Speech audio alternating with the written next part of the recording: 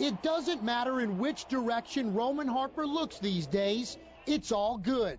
Almost 3 weeks removed from becoming a Super Bowl champion, his short-term memory has been a blur. We went from getting back from Miami, and we went out and celebrated the night in Miami. Then we had the parade, and the parade was like a partying like a rock star for like 4 hours. You know what I mean? It was amazing. It was just so fun. And then after that, you gotta rest a couple days, and you got Mardi Gras. So, and I think the city and everybody's finally started to slow down here within the next week or two. And but it's been fun, man. It's been nothing like it. It's been a ride and a journey of a lifetime. More memories of a lifetime. Earlier today in his hometown of Prattville, Alabama.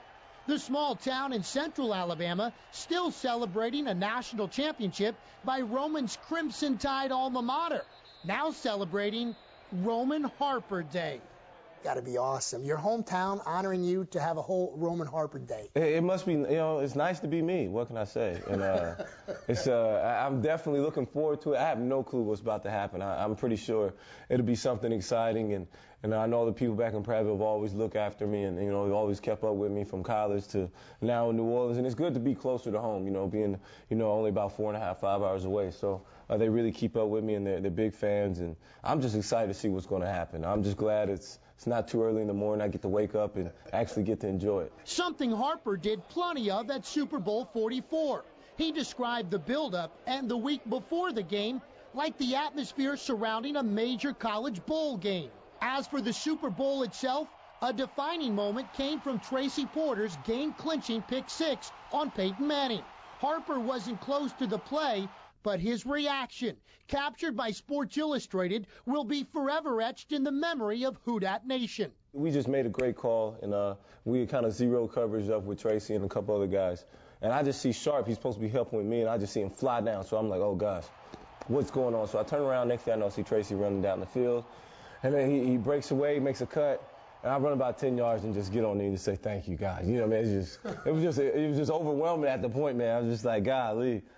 I didn't expect nobody to see me or catch me on film. And next thing I know, I'm in Sports Illustrated with the picture, and everybody's all this, and I'm just like, I wasn't even thinking about anything. I wasn't even close to the play. I think I was about 40, 50 yards away. Just reacting? Yeah, I was just reacting, you know what I mean? It was just, and then, now everybody's seen it. It was cool, though. It was a great picture. It actually turned out to be a really great photo. As we spent some quality time with the Saints' fourth-year strong safety, we couldn't help but notice the living room decor, some of which made famous by fellow 06 draft pick Reggie Bush at the beginning of the playoff run against Arizona. As we can see, that was not the first. No, man. It's been going on for a long time, man. This is actually all the way back in 2008. We give them out every now and then. This was actually my personal one when I hit somebody against Green Bay, the receiver. Caught him slipping. The Jets colors. And, Coach Payton them did a good job, man. We started switching up the bats. We got purple bats. We got blue bats now. Well, he's done a good job with it, man. Just kind of keep it going. Maybe that's what Mark Sanchez was thinking about, one of that pick six when Darren took it. Yeah, and he hit Vilma. Yeah, maybe that's what he was thinking. He was trying to bring the wood, but it had already been brought. What we brought to the Harper residence was our laptop edit system, so we could show Roman for the first time his on-field Super Bowl celebration and ensuing post-game locker room interview with CST's Mike Neighbors. What are you thinking right there? Right there, man, Coach, he came in with me, you know what I mean? We've been, and he was a 7th round guy, and look at what he's done, You're man. You're a 2nd round guy. Yeah, man, exactly, and I'm Coach's biggest fan, I promise you I am. I'm his biggest fan. I tell him all the time, and he just laughs at me and thinks I'm crazy. But you can ask him.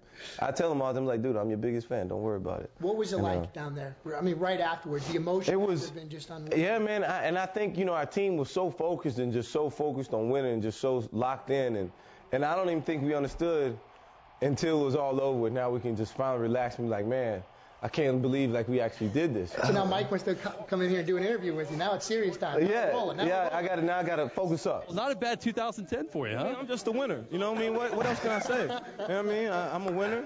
Just a winner. I'm just happy to be in the moment right now. I don't even know what I was thinking.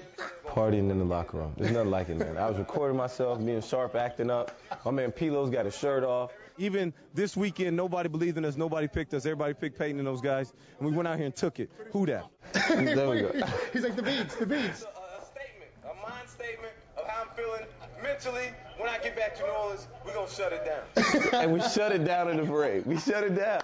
And we shut down our interview with Roman by asking him in his own words to describe his current situation as a restricted free agent. When I got drafted 4 years ago, I signed a 4-year deal. And, I was supposed to be a free agent after this season.